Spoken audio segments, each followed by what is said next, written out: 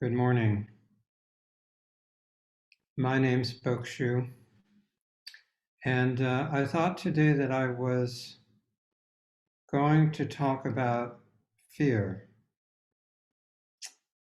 And then I had a change of heart, and I thought I would talk about freedom. And at the moment, I'm not really sure whether I'm going to talk about fear or freedom. But I think we can ask ourselves, what is the difference between fear and freedom? Sitting here right now, do you know what they are? For you,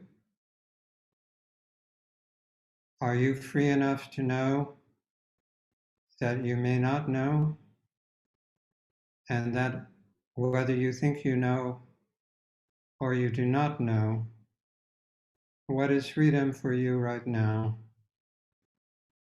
and what is fear for you right now, will not be what they are in 5 minutes, an hour, or a year, that they are always changing. And if they are always changing, then how can they even exist? Creations of beings themselves who do not exist, manufactured entities, collections of conditions acted upon by causes. Is there freedom in this? Where is it? What is it? If you read the news, there's been a lot of coverage recently about protests and lawsuits regarding mandates to wear masks, mandates to be vaccinated. And without getting into the politics of it, I do think it's relevant to the topic because these situations are all about freedom and fear. Those who do not want to wear masks or be vaccinated primarily take the position that they are free to say no. That this is freedom for them is saying no. And of course, why do we have these mandates in the first place? Well, because many of us are afraid of getting sick and possibly dying from a severe illness. So freedom and fear are inextricably connected and mutually dependent. So there is an idea, perhaps, in our minds that these are opposing viewpoints, but they are really two sides of the same coin. And that coin is our wanting to be safe. Everyone, I think, wants to feel safe and heard, acknowledged, recognized. And these protests and those who are mandating vaccination and masks are all about protecting themselves from forces that they see intruding upon their personal freedom.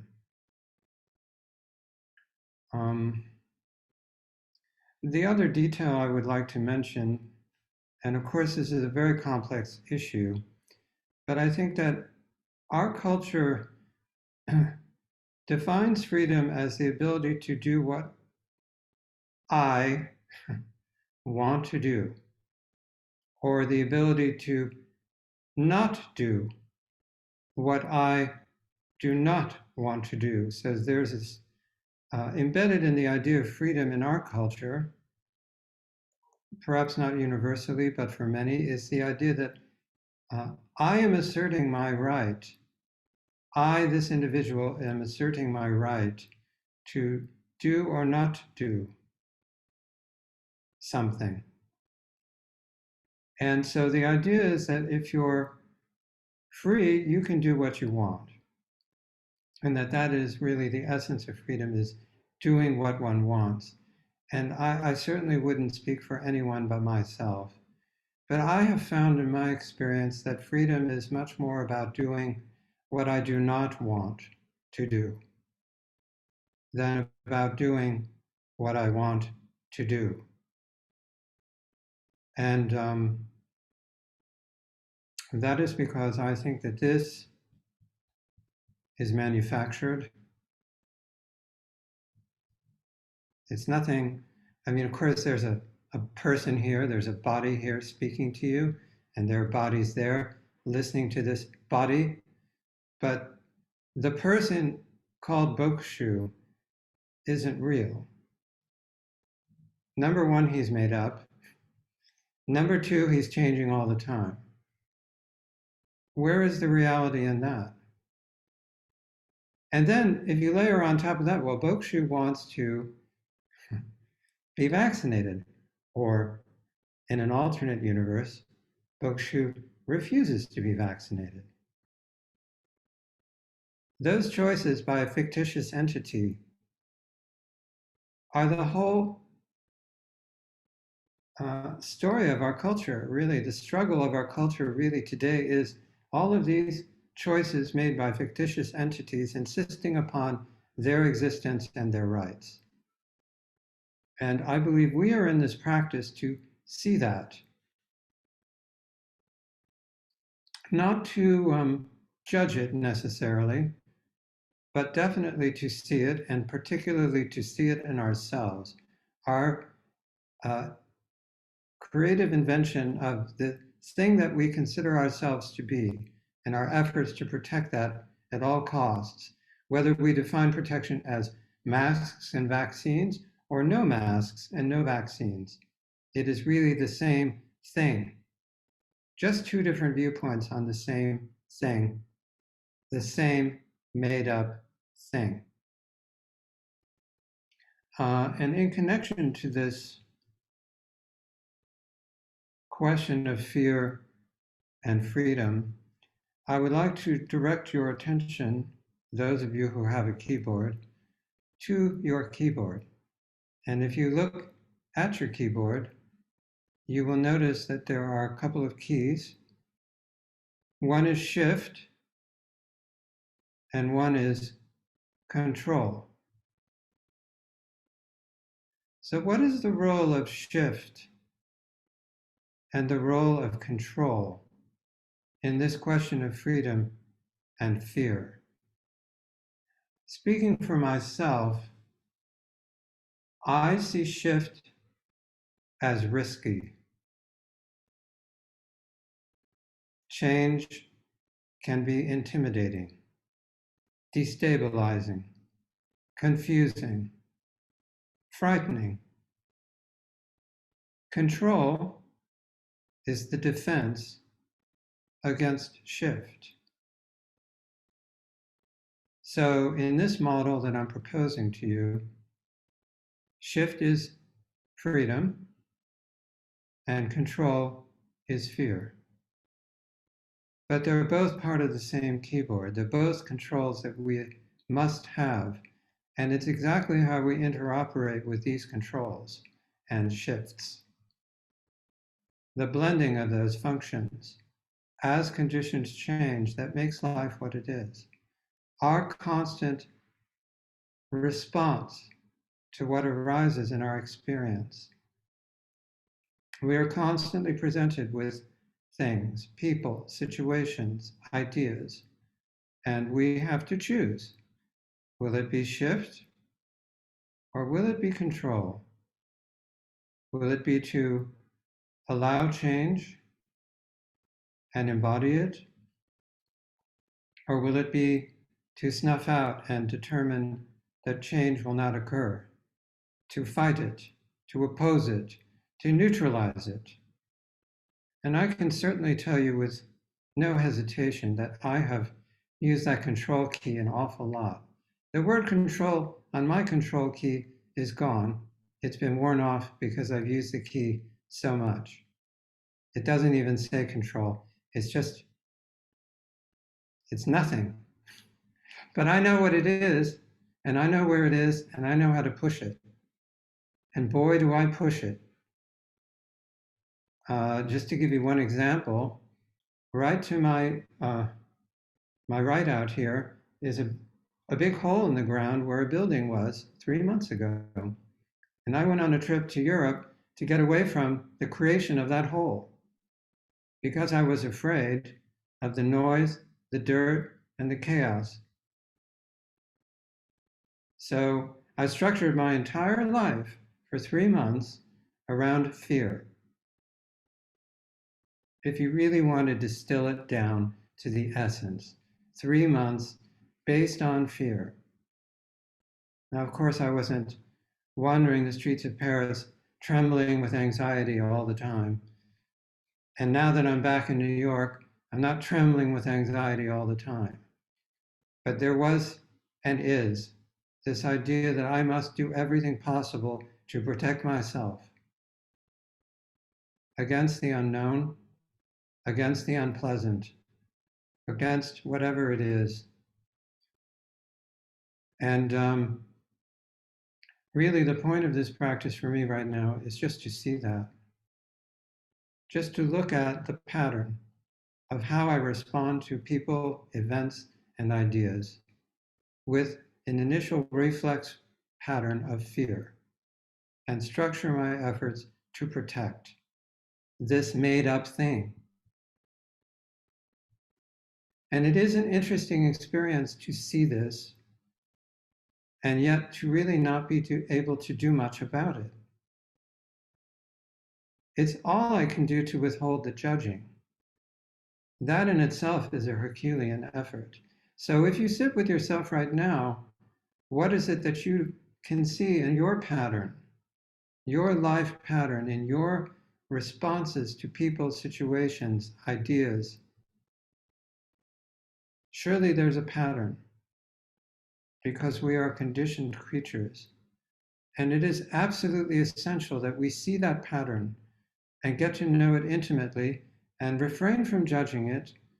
And if we do that, I think we're getting to know everyone because everyone has these patterns. And if we can allow ourselves to see that we are connected universally by freedom and fear, it can be quite a wonderful thing.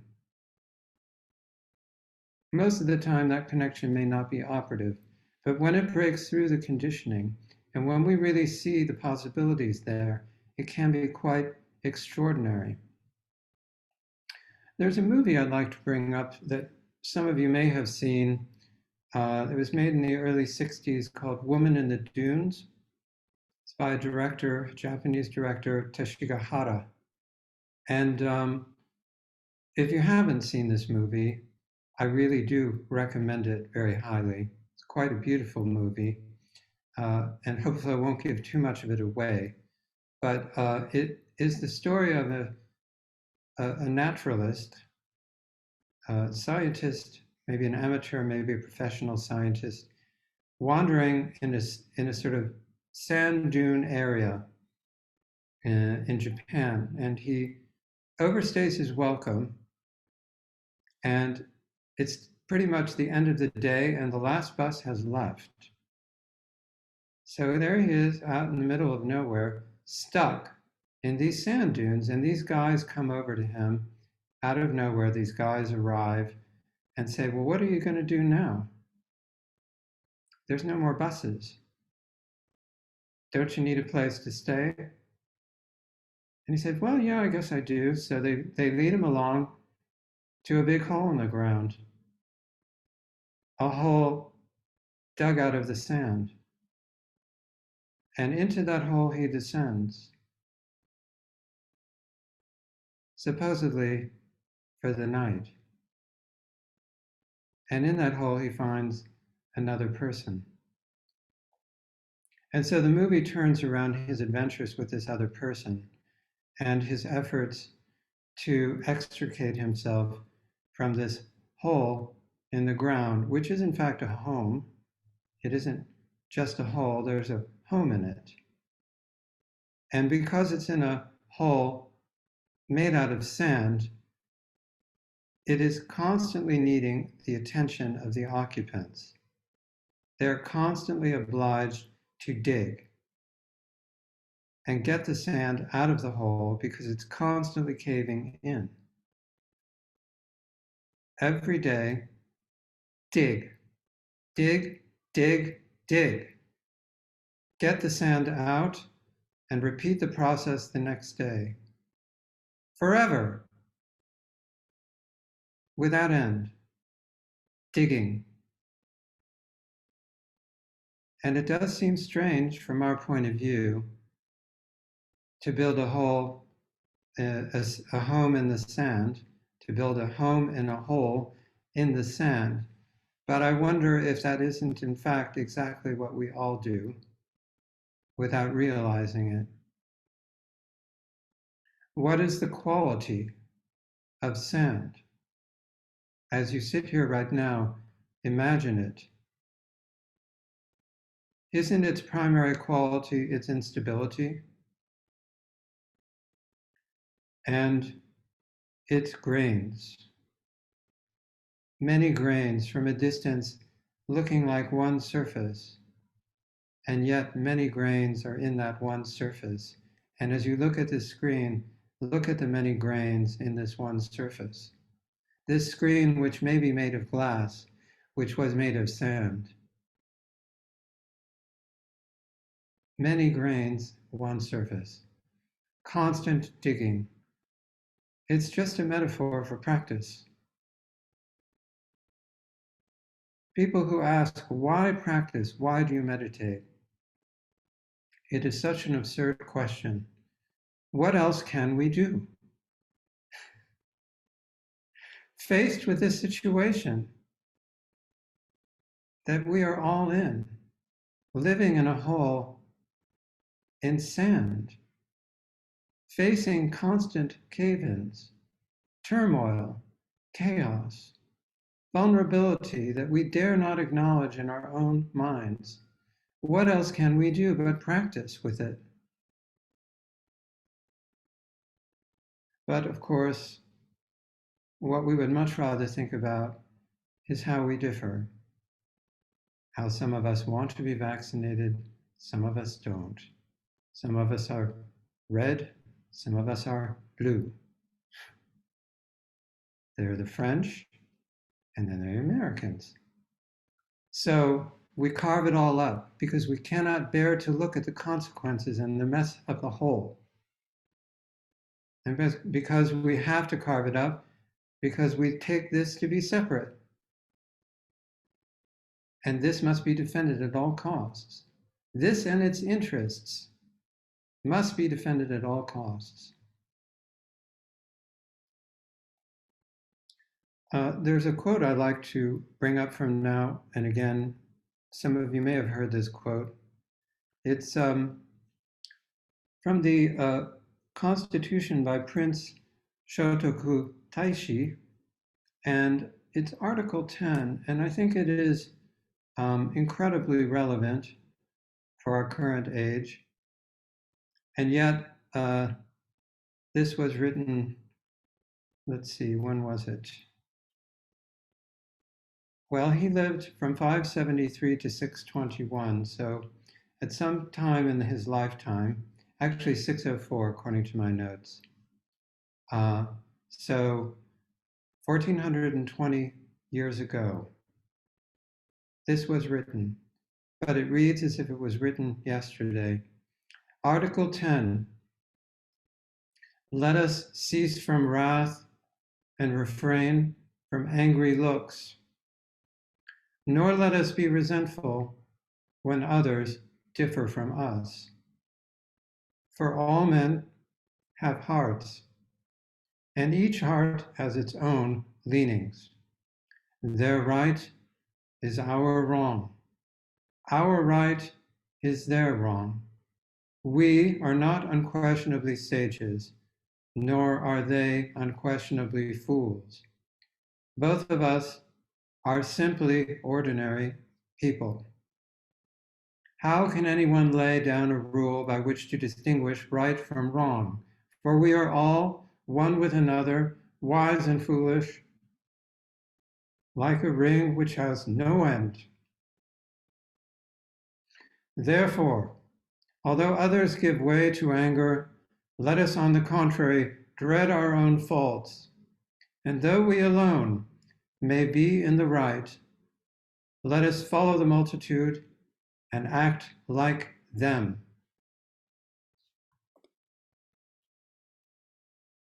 What would he make of our current situation? If he were to be alive today, surely he would write the same thing he wrote 1420 years ago. Incredible how nothing has changed in all these centuries. But we have the opportunity in ourselves to effect that change. And that's where we can act by sitting together, looking at what we don't want to look at, exercising the freedom to do what we do not want to do. I mean, really, in your heart of hearts, if you look at it, how many here really wanted to just come and sit today as opposed to any number of other things that would be so much easier, so much more habitual, so much more distracting? And I'm not saying you don't want to sit, but I think you understand what I mean. There's always a certain amount of resistance. It's very interesting to work with that resistance and yet choose to sit because we really have no choice. No choice in the matter. I'd like to leave you with a couple of quotes that I came upon quite randomly during my stay in Paris. And I'd like you to consider which of these might be freedom and which of them might be fear, which of them might be sand and which of them might be rice. Camille Claudel, a sculptor, said, "There is always something absent which torments me." That's in a letter he wrote to Rodin. And the painter Joseph Albert wrote, "Learn to see and to think and to feel life. Cultivate your imagination because there are still marvels in the world, because life is a mystery and it will always be so." I think the second quote for me is a little schmaltzy, a little too Hallmark, embroider on a pillow. I'm really much more with "there is always something absent which torments me" quote. But whichever quote nourishes you, whichever quote expresses your fear, your use of shift, your embracing control, I hope you have a wonderful sit today. And thank you for supporting my practice with your presence.